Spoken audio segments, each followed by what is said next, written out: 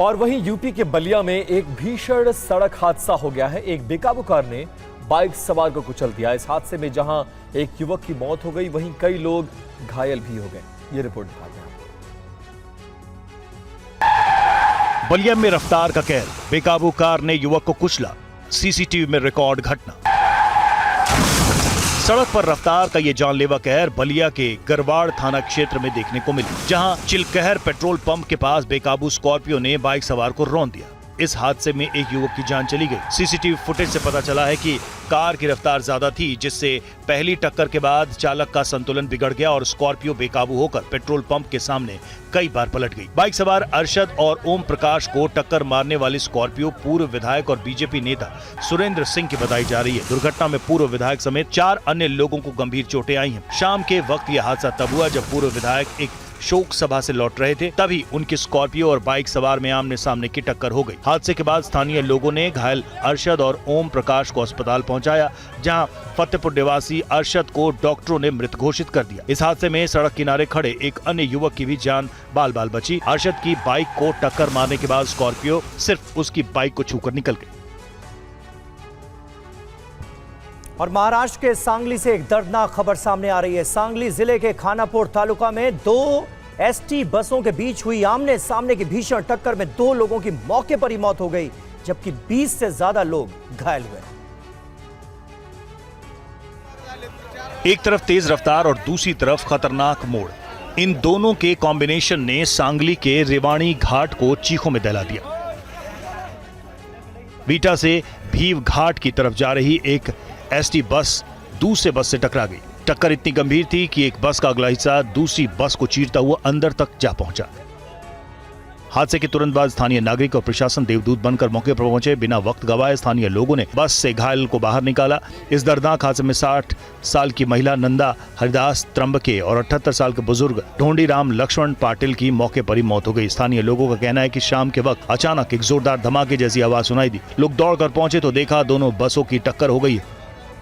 बस में सवार यात्री मदद के लिए चिल्ला रहे थे। लोगों ने तुरंत घायलों को बसों से निकाला और विटा के सब डिस्ट्रिक्ट अस्पताल भिजवाया। फिलहाल सभी घायलों का विटा अस्पताल में इलाज चल रहा है, जिनमें से कुछ यात्रियों की हालत बेहद गंभीर बनी हुई है। पुलिस घटना की जांच कर रही है।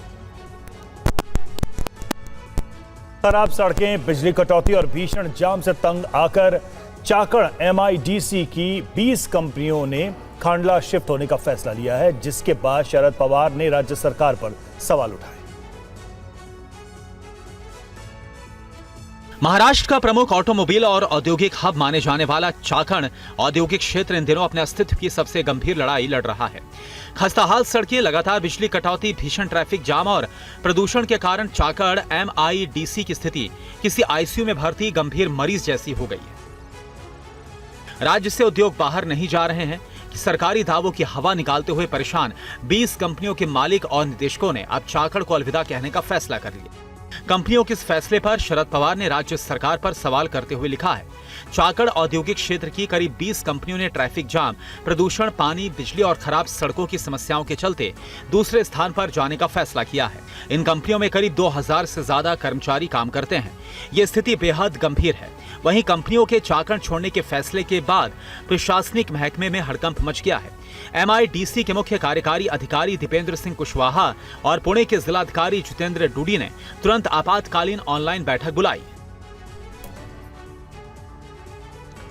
और वहीं दिल्ली पुलिस की south west PS cyber team ने एक चाइना बेस्ड फ्रॉड सिंडिकेट का भंडाफोड़ किया है। साइबर टीम ने जाल बिछाकर गिरोह से जुड़े 4 अभियुक्तों को पकड़ा है, जिनके पास से पुलिस को कई अहम सबूत बरामद हुए। दिल्ली पुलिस की गिरफ्त में आई ये वही साइबर ठग है जिन्हें साइबर टीम ने 12 लाख रुपए की एक ठगी के मामले में गिरफ्तार किया है। पुलिस की माने तो वर्क फ्रॉम होम जॉब का झांसा देकर ये युवाओं को अपना शिकार बना रहे थे। जांच में पता चला कि ये चीन में बैठे साइबर ठगों को म्यूल बैंक खाते उपलब्ध करवाने से लेकर ठगी की रकम को अलग अलग खातों में घुमाने और फिर उस रकम को USDT क्रिप्टो करेंसी में बदलकर चीन भेजने का काम करते थे। बदले में इन्हें चीनी फ्रॉड से कमीशन मिलता था। गीतम की निशानदेही पर गाजियाबाद से ध्रुव को गिरफ्तार किया गया, जो बैंक अकाउंट्स अरेंज करने वाला एजेंट था।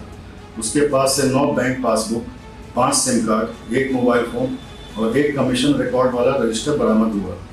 इसके बाद ध्रुव की जानकारी और टेक्निकल एविडेंसेस के आधार पर नोएडा से अनुज शर्मा नाम के व्यक्ति को गिरफ्तार किया गया। पुलिस अब पूछताछ कर सिंडिकेट से जुड़े दूसरे अभियुक्तों ठगी की रकम और चीन से जुड़े पूरे नेटवर्क की जांच कर रही है।